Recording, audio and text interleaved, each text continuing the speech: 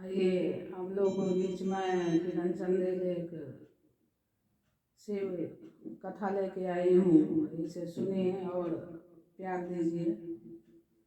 अच्छा लगे तो कमेंट में जरूर लिखिए। आप कुल बच करिएगा, उसके बाद ही रहस्य मिलेगा ये कथा कैसा है। प्रेम से बोलिए शंकर भगवान की जय। एक गांव में एक बुढ़िया थी, उसको 3 लड़का था। 3 लड़का था तो तीनों लड़का बाहर कमाने के लिए जा रखा था। कमा के कुछ दिन के बाद वो अपना घर आया। घर जब आया तो उसके माँ बाप ने सोचा ये 3 का तीनों परदेश कमाने गया है, अब परदेश से आएगा, इस बीच में खुदा ना खास्ता हमें कुछ हो गया तो ना हम बच्चे को देखेंगे ना बच्चे हमें देखेगा। ये सोच के दोनों बुढ़वा बुढ़िया विचार किया आपस में, जो रुको हम तीनों बच्चे के यही कारोबार देते हैं, बाहर नहीं जाएगा हमारे बच्चे।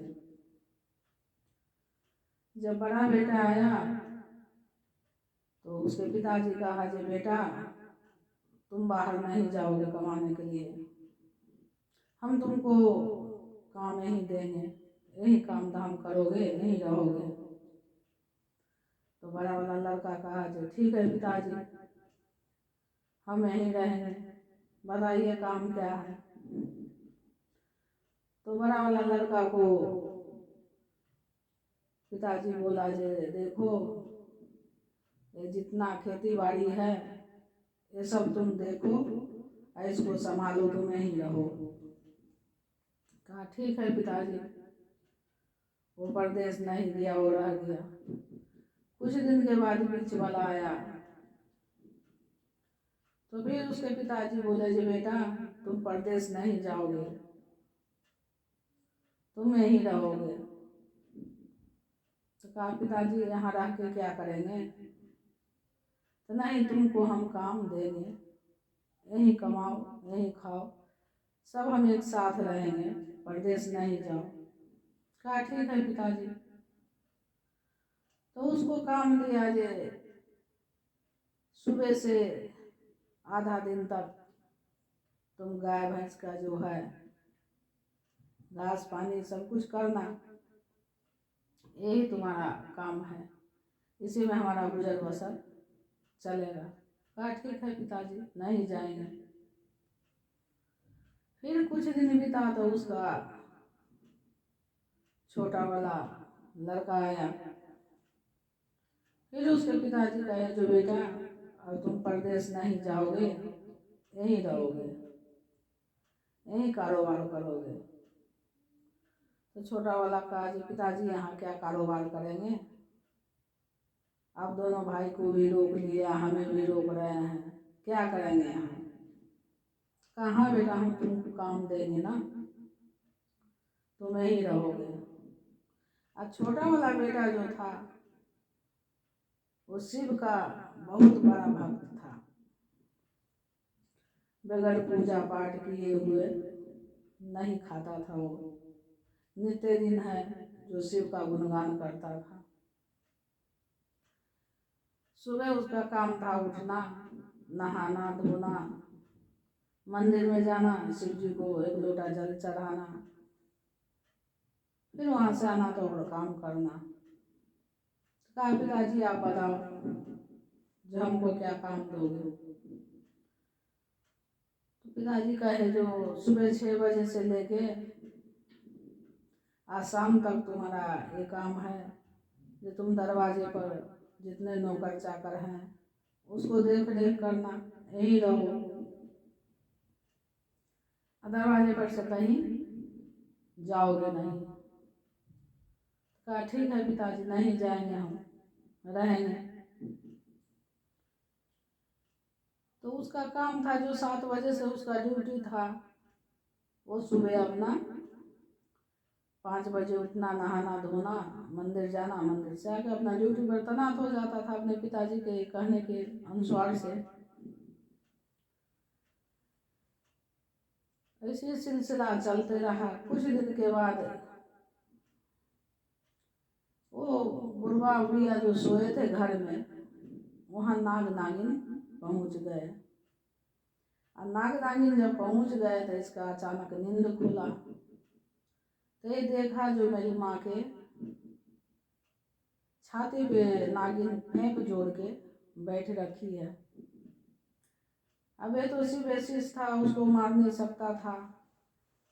ये अपना मन में गुणगान करने लगा, कहा जो आज तो ये नागिन काट लेगी तो मेरी माँ तो मर ही जाएगी। वो सोच रहा था, सोचते सोचते कहा जी अब नहीं नागिन हट रही तो हम इसको आज मार ही देंगे, नहीं तो मेरी माँ मर जाएगी। तो भैया हर बात के दो पहलू होते हैं। अच्छाई तरफ बहुत कम लोग सोचते हैं, बुराई तरफ ज़्यादा सोचते हैं। तो कभी कभी माँ भी गलत हो जाती है, कभी कभी औलाद भी गलत हो जाता है। तो इसको सोच समझ के निर्णय लेना चाहिए हमारे हिसाब से। तो जब वो नागिन नहीं हटा तो लड़का उठा और तलवार ले आया और सोचा जी थोड़ा सा भी नागिन मेरे माँ के छाती से सरके तो हम इसको काट देंगे, मेरी माँ बच जाएगी। वो तलवार लेके खड़ा था लड़का। तब तक उसकी माँ जग गई, और जगी तो देखी मेरे बेटा तलवार लेके खड़ा है। तो अपने पति से जगाई और कही जे देखो इसलिए हमने खिलाए पिलाए या कहे जो बेटा हमारे साथ में रहेगा। हमसे कौन सी भूल हुआ बेटा जो तुम तलवार लेके 12 बजे रात में खड़े हो हमको काटने के लिए। अब वो ना हाँ बोले ना हूँ बोले बेटा, जो हम तो माँ को बचाने के लिए खड़े हैं, ये कह रही है जो कौन सी गलती हुआ जो हमको काटने के लिए हो। बहुत क्रोध में आई माँ बाप, राजा लोग को बुलाए, कहे हमारा बेटा ऐसे से हमको काटने के लिए कह रहा है। ठीक है, राजा बुलाया तो राजा कहा जे तुम माँ बाप को काटने के लिए तलवार लेके 12 बजे रात में जो खड़ा था, ऐसी क्या गलती हुई तुम बताओ। तो वो लड़का जब राजा यहाँ जाने लगा तो मन मन में विचारने लगा, या महादेव इतना दिन आपको सेवा किए, हम तो माँ को बचाने के लिए किए, लेकिन ये तो उल्टा हो गया, हम बड़े बहुत बड़ा अबजस चढ़ गया। अब मुझे गांव से लोग निकालेंगे, अब इसका रास्ता आप ही निकालो। ये लड़का को राजा यहाँ पहुँचने से पहले महादेव एक बूढ़े का भेष पकड़ के राजा के यहाँ पहुँच गए।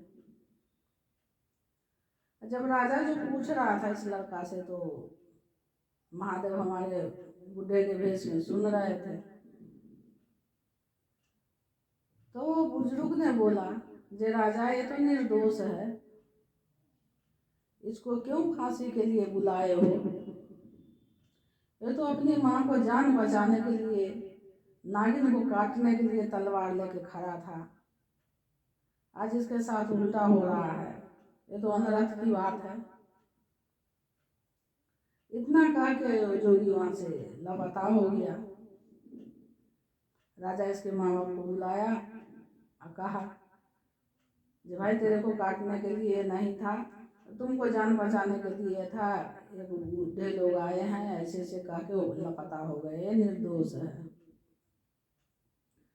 इसका कोई दोष नहीं है। तो अब बताओ। उसकी माँ हाथ जोड़ के अपने लड़का से क्षमा मांगा। यहाँ पर 2 बोल है, आइए आप लोग सुनिए।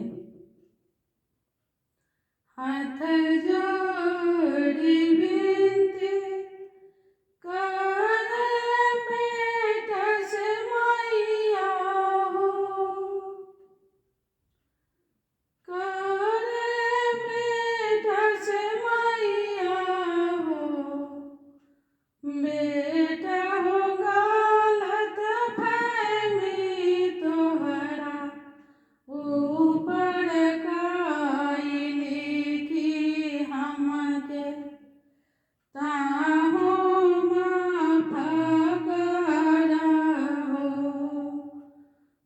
बेटा हो गलत फहमी तोहरा ऊपर काई लिखी तो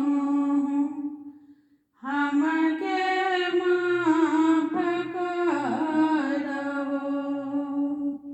तोहरे करज मैया हमन सधायबो मैया हमन सधायबो हे मैया तू माफ कर हो बेटवा की मैया सर पे हाथ रख हे मैया तू माफ कर हो बेटवा के हमरा सर पे हाथ रखो। तो इस कथा से शिक्षा ये मिलता है जो गलत फहमी पे कोई इंसान न जाए। बेटा बेटा होता है, माँ माँ होता है। थोड़ी देर के लिए गलत फहमी कितना क्रोध लाया। तो आइए सब मिल के बोलते हैं हर हर महादेव।